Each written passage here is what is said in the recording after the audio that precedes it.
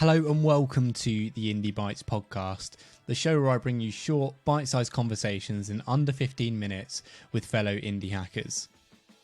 Before we get into the episode, I'd like to thank Weekend Club for sponsoring the show. I had the founder Charlie on for the first episode of this very podcast. It's a community I'm personally a part of, and I'm going to use this opportunity to tell you why I love it. It has genuinely been the most helpful community of people for me as an indie hacker. Every Saturday we have deep working sessions, sometimes joined by up to 30 bootstrappers. The Slack is one of the most active and enjoyable ones I've been in. And to top it all off, being a member gets you over 100 software discounts. Stuff like Stripe, AWS, and so much more. If you've ever struggled meeting other solo founders and staying accountable, then this is for you. Even better, I've got a limited promo code for you for 50% off your first month. Go to weekendclub.co and enter IndieBytes as your code. I'd love you to join, and I'll see you there next Saturday. Harry Dry is the founder of Marketing Examples, a fast-growing showcase of successful startup marketing stories. When I first spoke to Harry on the Marketing Mashup, probably over a year ago now, he was on about 5,000 subscribers, that's email subscribers, and about 1,000 in revenue. Now he's times that by 6 times, with 30,000 email subscribers and 50,000 Twitter followers, which is an amazing growth story. And I've been thoroughly impressed with the work you've been doing, Harry, over the past year. So, Harry, I've given a little summary of Marketing Examples. How would you describe it? Good to be here, man. Marketing Examples is examples of real world marketing. It does what it says on the tin. It's short, sweet, and practical. I think the differentiator of just other like regular kind of marketing blogs is that they write for search engines. So they're trying to rank on Google. They'll write 1,000 words on a topic, and I think that often that can just be compressed into one image, into one sentence. So I try and make it as easy to consume as possible, as to the point as possible. That's Marketing Examples. Give me a few examples of the case studies that you've written on Marketing Examples. What are some of your favorites that you can think of off the top of your head? I wrote one in the early days about how Nike sold its first shoes, which was my first breakthrough case study. This one took off a bit. It gave me a big boost. That's, I guess, the lesson there is that everyone focuses a lot on new channels to sell things like Instagram, Twitter, and yeah, that definitely works and has lots of relevance. But Nike sold their first 1,000 shoes just by going to athletic track meets and talking to the runners and selling to them face to face. And I think that in marketing now, that's really underappreciated. Basically just making friends with people, and then people buy from their friends. So if you're a runner and you get to the people who sell Nike shoes, you buy Nike shoes. So I think that's something people don't do so much in marketing. I guess another one which did really was this copywriting tips piece. I think copywriting articles is just long and there's no real examples. And I was just proud of it because I took a course in copywriting, read about 4 books in copywriting, blah, blah, blah. And I turned all of that into just 17 kind of images, which is why I like it, because it was just I think Arsene Wenger's got this line: the goal in life should be to do something so it becomes an art form. And sounds pretentious to say it, but with that one article, it was the closest I'll get to being like Arsene Wenger, I think, in marketing. You said that quite nonchalantly, but I think that sums up very much what Marketing Examples is. You said you read 4 books, you did copywriting courses just to write this one case study or Marketing Examples issue. That just shows the level of quality you hold yourself to for each of them. Now tell me, when you first started Marketing Examples, where did you come up with the idea? How did it originate? I was working for a web development company in London and grinding away, you know what it's like. And I wanted to start up something. I never really wanted to be working for a business.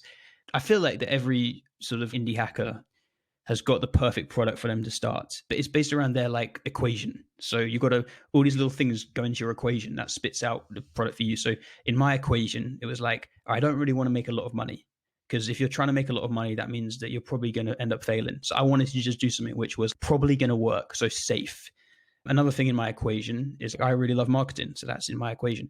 Another thing in my equation is I can code a little bit, but I'm not too good at coding. So probably not the best to try and start up a really complex SaaS, because I'm just not good enough to do that. And then another thing in my equation is that like I'm working for this company. So I can't really put that much time in right now. I didn't have enough money to leave. So you can combine all these different little factors going into you. And for me, it was just like, all right, good enough at marketing. I can't do much in other time. Let's write marketing articles, and then I could write them on the weekends, promote them. But there's a lot of people writing marketing articles, but marketing websites tend to suck really. So I thought that with my coding and my design, I was good at designs. I could make this website, which was like more than a marketing blog. That's where the idea came from. I didn't think many people were doing it, and went from there. Now, you've got the audience of 50,000 Twitter followers and 30,000 email subscribers. What does the revenue look like for something like that? So at the minute, I just make money from sponsors. So there's no kind of monetization of the audience, which has been really good in a way, because I think that most people in my shoes would have cashed out by now. They'd have like tried to be like, all right, I got this audience, let's sell something. But it only gets easier the longer you go. Actually, I've given a really long answer. Revenue is $3,000 right now, paid from Ahrefs, which I'm grateful for. I'd probably say you could get more for the audience you have and the price you're charging them, but fantastic, you're making 3K a month for it. And if we're talking about that big audience you have, not many people will have an audience that size. How did you get your first 100 subscribers? Wow. I had 7 articles or something like that when I launched. And then I started just promoting them one by one.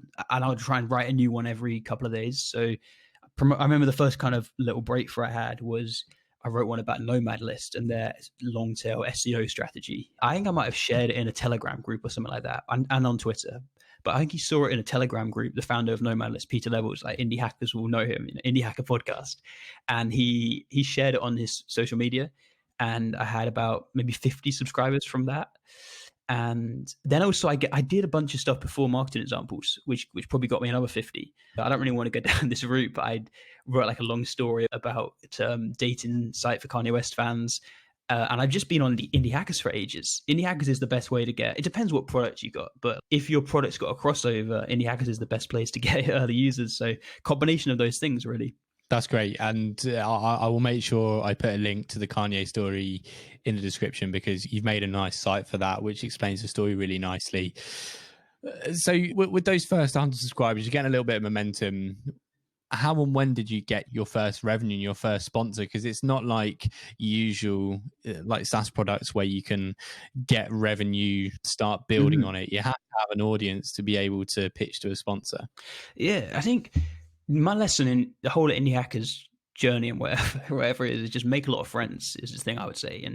And not network. Network's the wrong way of looking at it. Make friends. So I did a talk about this Kanye West thing we're alluding to. And in the audience, there was the head of marketing at Email Octopus, or CMO, something like that. We just walked back home that night together and chatted about like cricket and just English stuff. Then from the back of that, I started using Email Octopus as an email provider.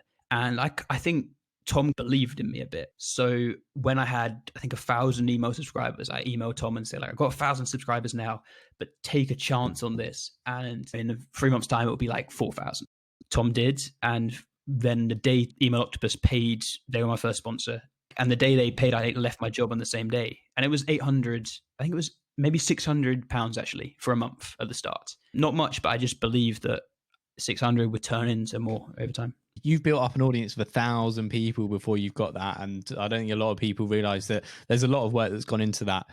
Just quickly going back to you saying you launched 7 articles. Did you write the 7 articles before you launched? You wanted to make it a thing where if people landed on marketing examples, they would have these 7 to choose from, rather than a normal blog where someone starts and they do 1 article. Is that how you wanted it to play out? Yeah, but you know what? I don't actually think that mattered, because in hindsight, I might have just started with 1, because then I could have basically you write the article, you promote the article. You write the article, you promote the article. So I started with 7. I started with 7 for the idea being that like I could tweet about it. But that initial thing we overvalue in our head. You want to build up a base before you actually launch properly. Yeah. And I'd consider you an expert on Twitter, Harry. When we had our conversation on marketing examples back on the previous podcast, we could have literally spoken for hours about Twitter. You've now got 50,000 followers. What did it take to grow a Twitter audience so large over the year and a bit you've been doing it? Gee, you know what? There's lots of different ways of answering this question. That's like going into super detail, which we did last time, I suppose. But really what it is that I make really good digestible tips, which are so easy to consume. and people like them. I had no real advantages when I started Twitter. No one was retweeting my content, nothing like that. It was just great content. I condensed stuff which is normally in articles into something you could consume in 20 seconds scrolling through Twitter. I took a format which was like longer form and made it digestible. So if you could give me 3 bits of advice of growing a Twitter audience, what would they be? What advice I would actually say is write useful DMs to people. Don't be one of those dicks who just like replies on everything and like ats people just to get people to share your stuff. Engage with people on direct message, like off Twitter, and make friends is the most important thing. Second thing is pick a niche. If you're writing about marketing, no one wants to know about your cricket match. You've got to stick to your lane, unfortunately, on Twitter. Get known for something. That's number 2. Number 3 is fit your content onto Twitter and not the other way around. So like I'm writing articles these days, which are, I write them for a newsletter, but I know in the back of my mind, these things are going onto Twitter. You can't shove something, you can't force it on. That's what I see people doing all the time. They're trying to force something on. It's got to be built for the platform. What's been your biggest struggle, would you say, or biggest challenge building marketing examples? I think that for me, my biggest struggle has been nothing to do with marketing examples. It's just been working for yourself. It's tricky.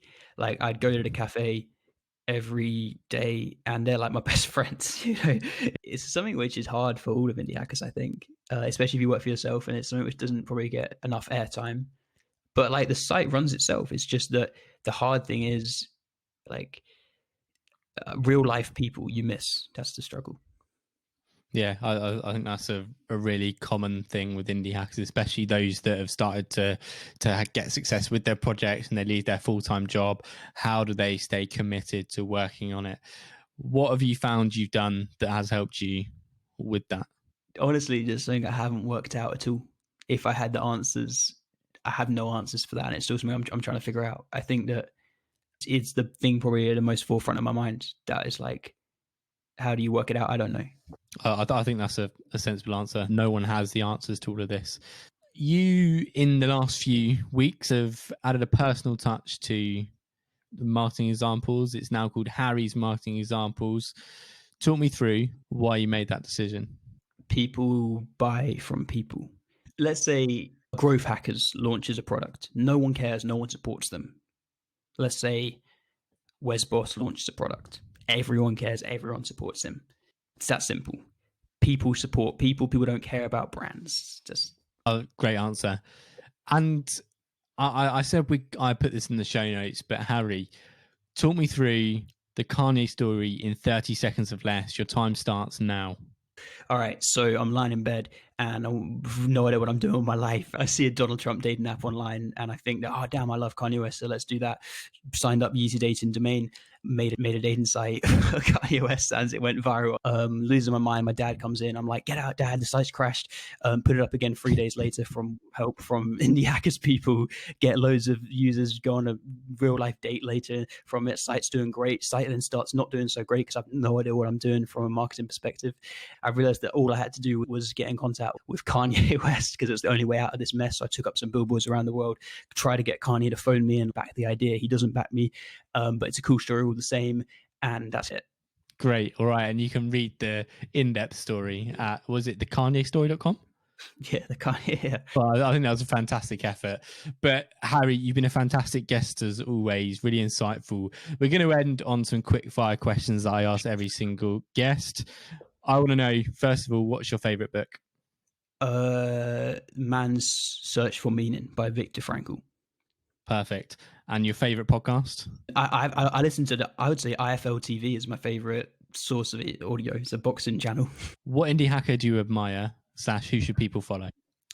So many, actually. Who I like, I'll go with Pat Walls because I think that he's not false in any way.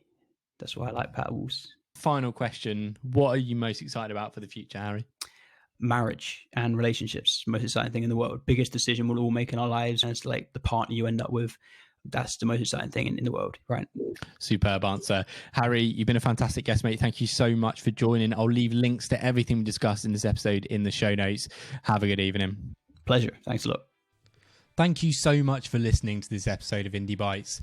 I've got some more fantastic episodes lined up for you, including the founder of Indie Hackers himself, Cortland Allen. To make sure you don't miss out on that episode, head over to indiebites.co and subscribe to the mailing list. If you enjoyed this episode with Harry, I'd love you to leave a review on iTunes. It really does help the podcast grow. Finally, a huge thanks to Charlie and Weekend Club for sponsoring Indie Bites. You'll find a link along with a code to sign up in the show notes. That's all from me. Enjoy the rest of your day.